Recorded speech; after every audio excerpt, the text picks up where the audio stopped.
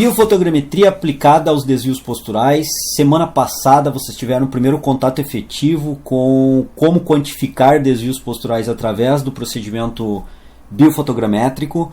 Nós avaliamos como identificar e quantificar, repito, reitero essa informação que é importante, a quantificação para desvios posturais de joelho valgo. Hoje nós vamos analisar joelho varo. Lembrando que essa série é uma parceria junto com o LADEM da FURB, que é o Laboratório de Desempenho Humano da Universidade Regional de Blumenau. Tá ok? Logo depois da vinheta, vamos dar seguimento à série.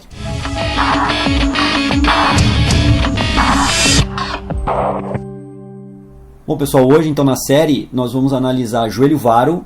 E eu coloquei aqui uma imagem muito similar ao que eu havia colocado no programa anterior de semana passada. Ou seja, com um alinhamento normal e outro com alinhamento em joelho varo. Se você não viu o programa de semana passada, você está vendo agora aqui ao lado um linkzinho para que você possa clicar nesse link, nesse quadradinho e ir para essa nossa primeira série. Nosso programa, melhor dizendo, da semana passada, onde você vai ver interpretações do joelho valgo, que vai ajudar muito a interpretar hoje o joelho varo através de um processo de diagnóstico postural chamado de biofotogrametria. O programa 1 também seria interessante, se você não assistiu ainda, que assista o programa 1 dessa série, onde eu faço uma apresentação, uma introdução geral dessa técnica. Mas o que a gente pode perceber aqui? Que num joelho normal nós temos o segmento ósseo do fêmur, o eixo longitudinal do fêmur, o eixo longitudinal da tíbia, e eles formam um ângulo. Isso num joelho normal, esse ângulo não é 180 graus. Porém, num joelho varo, onde continuamos com uma projeção do eixo longitudinal do fêmur e uma projeção do eixo longitudinal da tíbia, voltam a formar um ângulo. Entretanto, percebam bem que o ângulo agora formado nesse ponto é um ângulo mais acentuado do que o ângulo formado num joelho normal. Então essa é a primeira característica em termos angulares e estruturais mecânicos entre um joelho normal e um joelho em varo. Esse ângulo formado entre as peças ósseas aqui, ele é maior. E aqui está a quantificação que nós já havíamos feito no último programa, ou seja, para um joelho normal, nós usamos aqui a espinha ilíaca antero superior, esquerda no caso, a tuberosidade da tíbia também nesse caso esquerda, porque é um membro inferior esquerdo, e o maléolo lateral esquerdo. Formando conexões entre esses pontos que foram identificados através da anatomia palpatória e foram demarcados através de esferas de demarcação fixas à face da pele, nós temos então um segmento de reta, que isso aqui é construído num software de análise postural, um segmento de reta unindo espinha ilíaca antero superior à tuberosidade da tíbia. Temos outro segmento de reta unindo esta tuberosidade da tíbia até o maléolo lateral. E eles formam um ângulo, que é esse que eu descrevo e reforço a marcação agora aqui. Esse ângulo é de 177,7 graus no caso desse indivíduo e isso caracteriza um joelho normal. Se nós olharmos agora a imagem da direita, nós podemos ver que aqui nós temos um joelho em varo, não acentuado, mas um joelho em varo. E percebam que os pontos demarcados sobre a face da pele são exatamente os mesmos. E, vejam bem, o ângulo agora formado é de 185 graus, não mais, portanto, de 177,7 graus. Ou seja, como eu havia dito antes, quanto maior esse ângulo constituído entre esses segmentos coxa e perna, maior será o grau de varismo desse joelho, ou seja, maior será o grau de acentuação do desvio postural de joelho varo. Aqui nós podemos perceber de novo dois indivíduos e o importante da metodologia de biofotogrametria é que mesmo os dois indivíduos apresentando o joelho varo, nós conseguimos quantificar a diferença entre eles. Um apresenta 180,2 graus, esse ângulo formado. Percebam que os pontos demarcados são os mesmos, que nós estamos usando em todos os indivíduos, e isso nos permite o comparativo entre os sujeitos.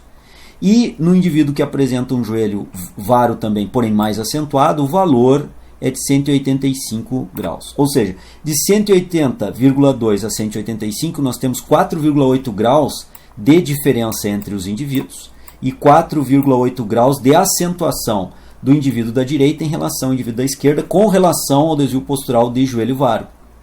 Então, além do visual, de uma análise visual do varismo do joelho, nós temos uma quantificação que nos permite distinguir o quanto eles diferem. Vejam a importância disso numa sala de TRP, numa academia, de você como personal trainer conseguir identificar nos seus clientes essas diferenças, quantificar essas diferenças e poder fazer trabalhos para evitar que isso se agrave ou trabalhos que possam tentar reverter o processo. Nós não vamos entrar no mérito dessa questão porque não faz parte da ideia, do escopo da ideia dessa série, já que a ideia da série é apresentar os pontos posturais para vocês. Mas vejam as aplicabilidades que melhoram a competência, a qualificação profissional de análise postural dos nossos clientes, seja numa sala de TRP, sejam atletas que estejam sob o treinamento nosso, ou sejam clientes de personal trainer. Aqui de novo uma avaliação do potencial joelho varo, que nós podemos primeiramente fazer uma avaliação visual entre o indivíduo A, que é esse indivíduo que está à esquerda, e o indivíduo B, que é o indivíduo que está à direita. Nós podemos identificar que no visual parece, visualmente observando, que o indivíduo da esquerda apresenta um grau de varismo, diferentemente do indivíduo da direita, do indivíduo A em relação ao indivíduo B. Mas percebam que os graus efetivamente produzidos para análise do joelho varo ou valgo, porque é o mesmo procedimento, são, poderíamos dizer, não exatamente iguais, porque eles diferem 0,1 grau, mas são praticamente iguais. Do ponto de vista clínico, são iguais. Do ponto de vista puramente numérico, não são iguais por uma diferença angular de 0,1 grau. O que eu estou querendo dizer com isso? Que os dois indivíduos apresentam o mesmo alinhamento de membros inferiores, mas visualmente, devido às conformações musculares dos dois indivíduos e até mesmo da roupa que estão vestindo, mas principalmente da conformação muscular, dá uma ideia, passa uma falsa ideia, uma falsa interpretação de que o indivíduo A apresentaria talvez aí uma tendência a um varo, enquanto o indivíduo B não apresentaria essa tendência. E essa questão de tendência ou não, ela é muito caracterizada quando se faz uma avaliação postural por meio de simetrografia, que é uma avaliação subjetiva visual. Então aqui a biofotogrametria vem apresentar, e é isso que eu quero chamar a atenção de vocês nesse slide, é que ela vem apresentar que, embora visualmente possa ter representado uma certa diferença entre o indivíduo A e o indivíduo B, a biofotogrametria numericamente mostra que essa diferença realmente não existe. Ela é somente de 0,1 grau e do ponto de vista clínico isso é irrisório e desprezível. Okay? Então essa é uma grande vantagem também da biofotogrametria, a questão de quantificação e se tornar um método avaliativo objetivo e não visual e qualitativo, como é o caso da simetrografia.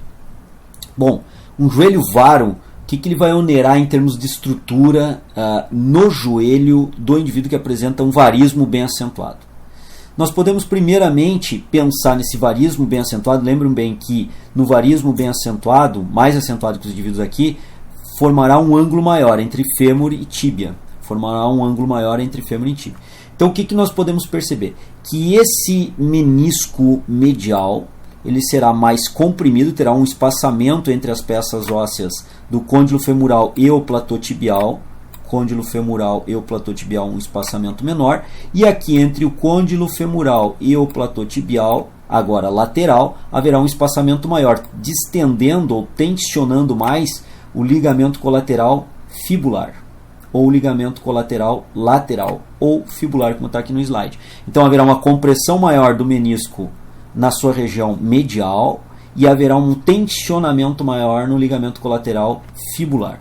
Aqui nós podemos perceber isso. Essa imagem central é a melhor. Há uma diminuição do espaço articular. Vejam bem que aqui está a fíbula, então aqui nós temos a região medial do joelho e a região lateral. Percebam que o espaço entre as peças ósseas lateralmente aumentou, tensionando o ligamento colateral fibular e aqui comprimindo ainda mais o menisco medial, na sua região medial, diminuição do espaço. Aqui, além disso, apresenta-se também uma artrose no joelho, uma proliferação óssea, mas o mais importante é que nós verifiquemos essa questão do espaçamento, como ele fica distinto entre a região de platô tibial e côndilos femorais laterais, platô tibial e côndilos femorais mediais.